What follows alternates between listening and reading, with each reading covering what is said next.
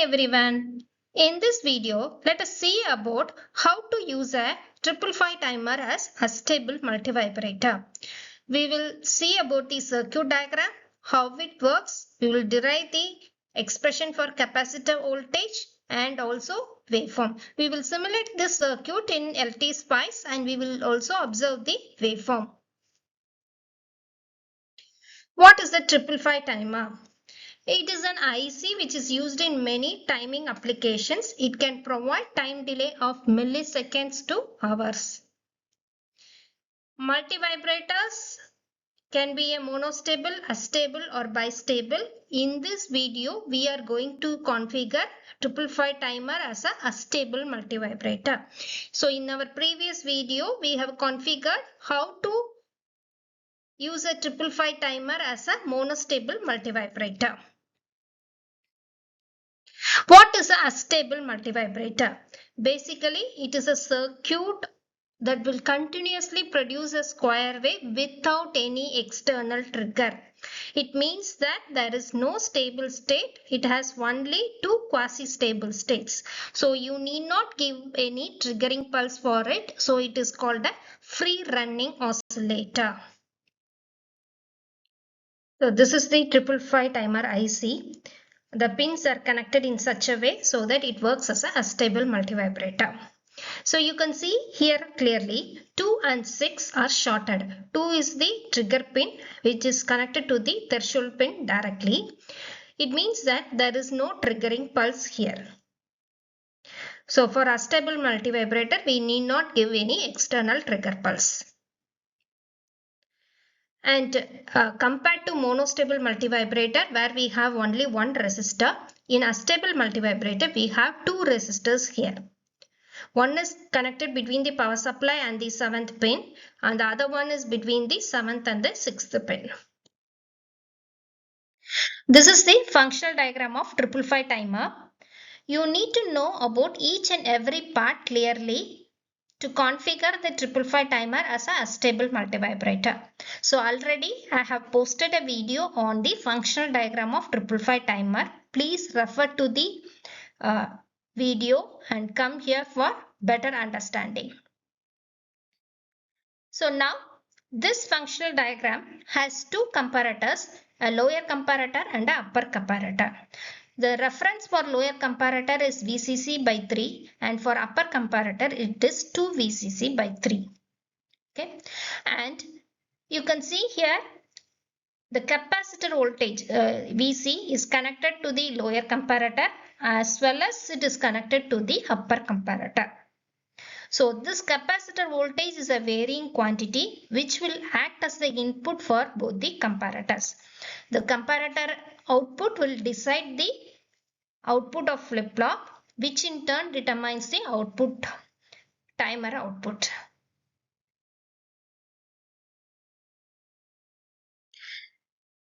In this circuit, when we apply the supply voltage here, what happens? The capacitor starts to charge through these two resistors RA and RB. So the charging time constant is RA plus RB into C. So capacitor voltage is for the first time it is a very low value. So if you see here negative pin is low compared to the positive pin. So lower comparator will give you a high output. If set pin is high, flip-flop output will be high. So timer output is also high. So the timer output is now high. So when you apply the VCC voltage, timer output becomes high. The capacitor voltage is increasing. At one stage, the capacitor voltage exceeds. So here we have 2 by 3 VCC. When it exceeds this 2 by 3 VCC, this terminal, plus terminal will be higher compared to this negative terminal. So output of upper comparator is 1. If reset pin is 1, flip-flop will give you a 0 output. Flip-flop is 0 means timer output is 0. Similarly, if this is 0, it is going to be 1 here. It means that the discharge transistor is going to turn on. If discharge transistor is on, the capacitor will discharge through this path, RB. So capacitor will start to discharge. Now, when capacitor is getting discharged and when this capacitor voltage falls below 1 by 3 VCC, because we know the reference for here is 1 by 3 VCC. When it falls below 1 by 3 VCC, again this output will become 1. If this set is 1, flip-flop output 1, and again we will get a high output. So this transistor is off now. It means that capacitor has stopped discharging. So capacitor charges and discharges between 2 by 3 VCC to VCC by 3.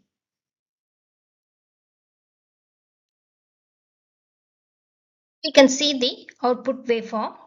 Capacitor charges and discharges. So when it charges, the output is high, and when it discharges, the output is low. So we can say this is the on period and this is the off period. The capacitor value changes between VCC by 3 to 2 by 3 VCC. Now let us derive the capacitor voltage equation to get what is the total time period of the output. So the voltage across the capacitor can be given by Vc is equal to Vf plus Vi minus Vf into e power minus t by Rc, where Vf stands for final value and Vi is the initial value. So if you take the charging period, this charging period, the initial value is VCC by 3. Final value, actually it is charging towards VCC. So final value is taken as VCC. So if you substitute here, Vc is equal to VCC plus 1 by 3 VCC minus VCC into e power minus T1 by RC. Because I have taken time T1 as this time period, it is minus T1 by RC. So we can simplify this one. VCC, so 1 by 3 VCC minus VCC is minus 2 by 3 VCC, so we will get here. Now we need to know what is VC value, capacitor voltage at time T1. So at time T1 we know VCC is equal to 2 by 3 VCC. So substitute that 2 by 3 VCC is equal to in the equation and simplify it. So when you simplify it, you will get T1 is equal to natural log of 2 into RC. So this 1 by 2, I am making it as 2 because we have a minus sign here. So T1 is equal to this one. What is R? R is the sum of two resistors RA plus RB. Because while charging, it charges through two resistors RA and RB. So T1 is given by 0.693 RC, where R is equal to RA plus RB. Next, for discharging period, if we derive the equation, same equation, but here the final value is 0 and initial value is 2 by 3 VCC. So let us substitute the initial and final values and simplify it. And you should know what is the capacitor value at T2. T2 it is equal to 1 by 3 VCC. So let us substitute the values and simplify it. Again you will get the same equation, but T2 is equal to 0.693 RB into C. Because for discharging only one resistor is involved, RB alone. Now if you see the time period, T1 is given by this one, T2 is given by this one. You can see here T1 and T2 are different. What is total time period? T is equal to T1 plus T2. So if you add these two, you will get like this. So you can see that T1 is greater than T2 because in T1 we have two resistors are included, whereas in T2 we have only one resistor is here. So naturally T1 is going to be greater than T2. It means that you cannot get a square wave. You will get a rectangular wave but not a square wave. That is 50% duty cycle, you cannot get it with this arrangement. So the total time period T is equal to this one. If you want to find the frequency of the output signal, so 1 by 0.693, it comes around 1.44. So this is the frequency of the output signal. Now we saw that we are not able to get 50% duty cycle. So in that case, you can do one thing. You can add a diode across this resistor, because for T on, two resistors are involved. For discharge, only one resistor is involved. RB alone is involved. So by connecting a diode in this way, what can happen is when it is charging, it will use only the upper resistor RA alone, and diode will be forward biased and it gets charged. So by this way, we are able to get a pulse width of our requirement.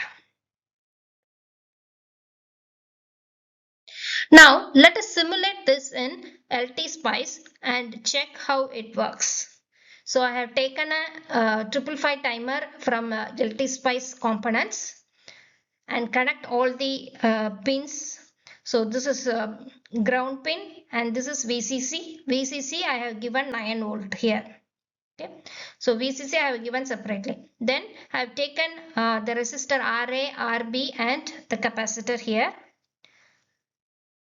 And this second pin, threshold pin and trigger pin should be shorted. So that I have shorted here. And this is the fifth pin to eliminate the ripple in the power supply. We have a capacitor, bypass capacitor here. And this is output pin, and this reset we are not going to use. So I have connected the VCC directly. So let us give these values and simulate and check. So T is equal to, this is the formula. So RA and RB I have taken. C is this what. So if you calculate the total time period for our output waveform should be something around 0.92 millisecond. So in that case, the frequency should be 1.07 kilohertz. So let me simulate this in LTspice and I will show you the waveform. So this is the capacitor voltage waveform. You can see here the capacitor is charging in this period and it is discharging here. So what is the starting point for charging? It is 3 volt. Why do we get 3 volt? Because for VCC I have given 9 volt. 1 by 3 VCC is 3 volt. So it starts from 3 volt charging and it charges till 2 by 3 VCC, which is 6 volt. Okay. So it is correctly charging and discharging. From 2 by 3 VCC, it should come to 3 volt again. 1 by 3 VCC, which is equal to 3 volt. Okay. So this voltage you will get only if you take your VCC as 9 volt. Then you see the output waveform. When the capacitor starts charging, the output is coming high. Then again, when it starts to discharge, the output goes low. So now this is the time period. We need to see what is the time period. So I'm keeping a cursor here and here. If you see the cursor, you can, so these dotted lines shows the cursor lines. You can see that for this horizontal axis, you see 932 microsecond. It means that 0.93 millisecond, and frequency comes around 1.07 kilohertz. So that is what we got in theoretical calculation. So same thing is coming perfectly. So we can recall what we have seen. 555 timer can be configured to work as a stable multivibrator or monostable multivibrator. It does not require a triggering pulse if you are using it as a stable multivibrator. So it has one stable state and one quasi-stable state. If you like the video, do subscribe to Read Electric Vehicle channel and subscribe and share it with your friends. Thank you.